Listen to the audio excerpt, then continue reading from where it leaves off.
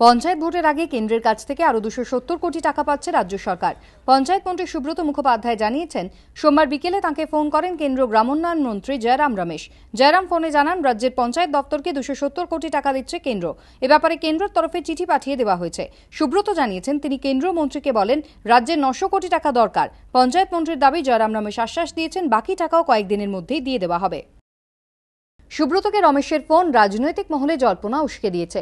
মমতা কেন্দ্র ছাড়ার পরে কংগ্রেস তৃণমূল সম্পর্কের সংঘাত চরমে ওঠে, কিন্তু সম্প্রতি শ্রীলঙ্কা ইস্যুতে কেন্দ্রের পাশে দাঁড়িয়েছে ইউপিএ 2 এর প্রাক্তন শরিক তৃণমূল।